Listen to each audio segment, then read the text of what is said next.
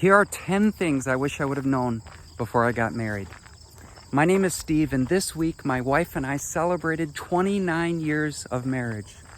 But to be honest with you, it hasn't always been easy. We've really struggled. We've went through seasons of extreme difficulty in our marriage, and if it wasn't for the grace of God, we wouldn't be together today. Sometimes I think we were put together to show that oil and water can coexist and even thrive. So I'm not sharing this with you from a position of perfection. We're still in progress as a couple, but I just want to share with you some of the things that I've learned.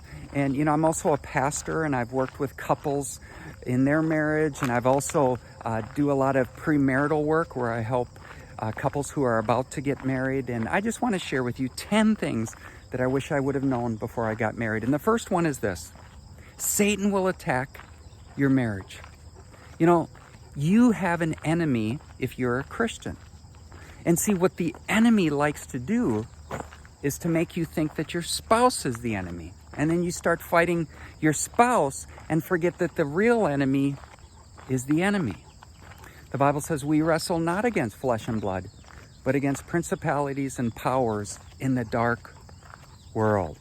Has the enemy made you think that your spouse is the enemy? That's why it's so important to pray together. Couples who pray together stay together. Now, the next thing I wish I would have known is that have realistic expectations for marriage. A lot of times young couples come into my office and they sit down on my couch and they say something like, "We never fight." And it's like they think that that's going to impress me, but it actually scares me because every couple has arguments. Every couple has conflict. But I think sometimes we watch the movies, sometimes we read the romance novels, and we have these unrealistic expectations for marriage, that it should be all just sunshine and roses. And then when it's not, we're like, oh, what did I do wrong? Did I marry the wrong person? I had a counselor once tell me, "Steve, expect reality." And reality is that you married a sinner, and they married a bigger one. And you put two sinners together and sparks are going to fly. So the next thing that I wish I would have known is that marriage takes hard work. Think about a garden. A garden needs to be weeded and watered. If it's not weeded, the weeds will overtake the garden. If it's not watered, the garden will dry up. And see, a marriage is like a garden. It needs continual work. It needs continual effort. In fact, today I'm going to be officiating at a marriage ceremony, and I'm going to say a marriage certificate is a work permit. If you have a marriage certificate, that is a work permit. And make no mistake about it, good marriages take work. Now, the next thing I wish I would have known, the fourth thing, is how to connect to my spouse on an emotional level. I remember one time we were at this marriage conference, and let me tell you something. My wife and I went to many marriage seminars. We've went to many marriage therapists. You say, "Well, I'm not going to get married. I'm not going to get help." Well, you get help for your car by going to a mechanic. You get help for your body by going to a doctor. What's the difference of getting help if you need some help in your marriage? Victory comes from vulnerability.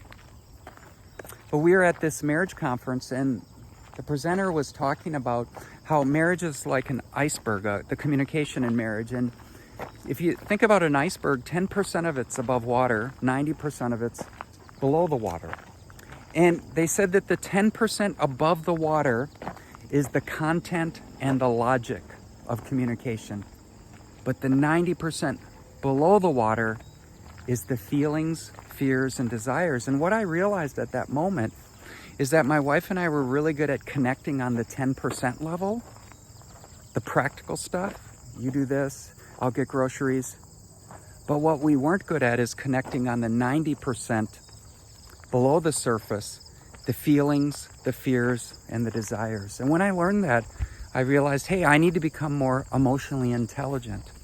And I started to learn how to identify my feelings and share them with Tammy. And then we started this practice called a heart talk, where we would just take time to communicate our feelings to one another. And here's the key. You don't try to change the other person. You don't try to fix their feelings. You just listen to them in an empathetic way. But learning how to connect to your spouse on an emotional level, I think, is just so important.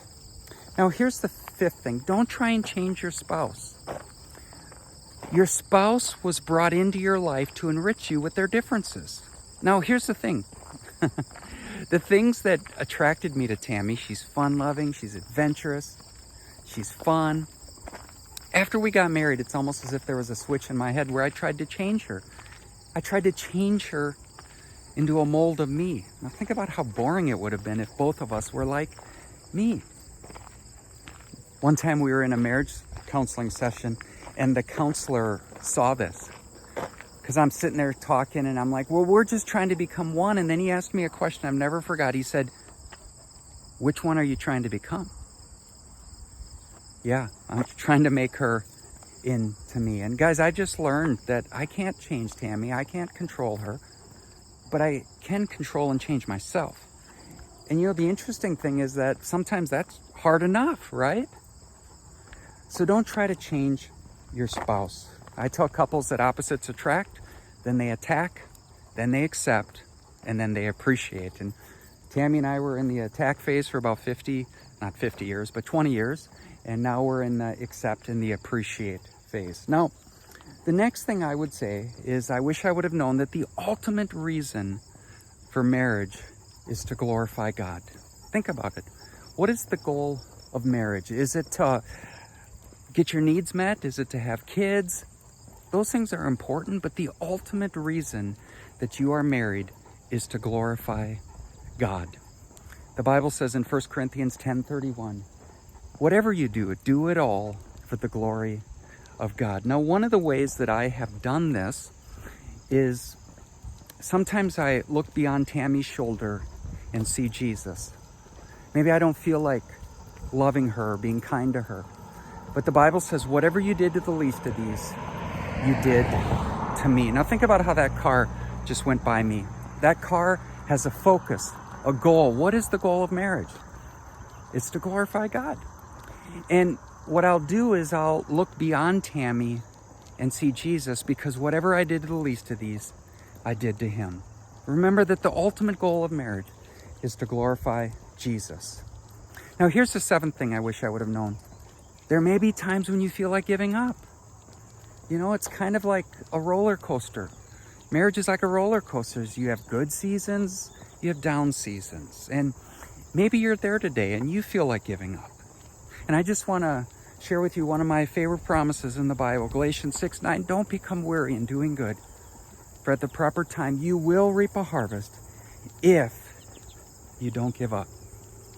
Now, the next thing I wish I would have known when I got married is to remember why you married your spouse in the first place. In other words, every person has strengths and weaknesses, right? Every one of us. No one's perfect.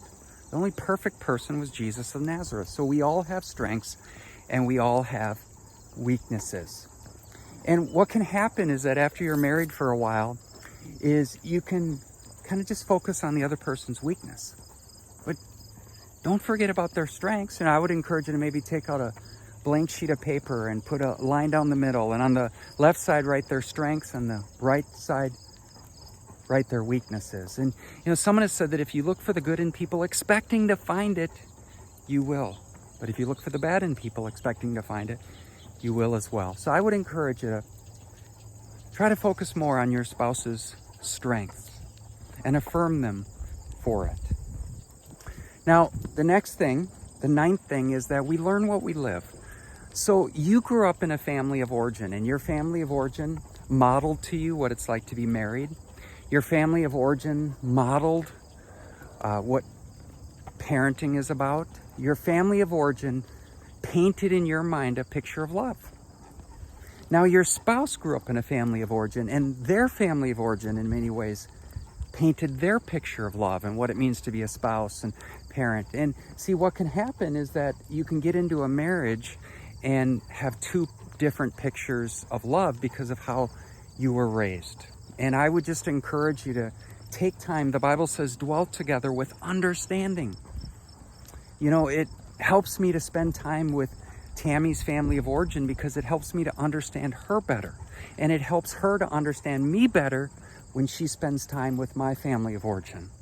Now, I think one of the most mature things that we can do as adults is just ask the question, what do I want to carry forward from my family of origin? And what do I not want to carry forward? Because let's face it, there are no perfect families. Jesus' family had issues. There are no perfect families in the Bible. There are no perfect families. So what do I want to carry forward and what don't I want to? Now, the final thing I wish I knew is that you don't need kids to have a family. In other words, you and your spouse is a family. And sometimes people think, well, we're not a family until we have kids. Wrong. You and your wife, your spouse, are a family. And the temptation is that once you have kids is to take your focus off your marriage and focus solely on the kids. And the problem with that is that one day the kids will move out. And then you look at your spouse like, who are you? No, I remember reading once that the most loving thing you can do for your kids is to love your spouse. And I remember hearing a story about this kid who was acting up at school. And the counselor told the mom and dad to spend 15 minutes every night on the couch hugging each other and let the kids see that. And as the kids saw mom and dad hugging each other, the behavior problems went away. It's like that gave the kid a solid foundation. Well, guys, those are the 10 things that I wish I would have known when I got married. Which ones do you relate to? What did I miss? I'd love to hear from you. And I just pray that you will love God today and love your neighbor as yourself.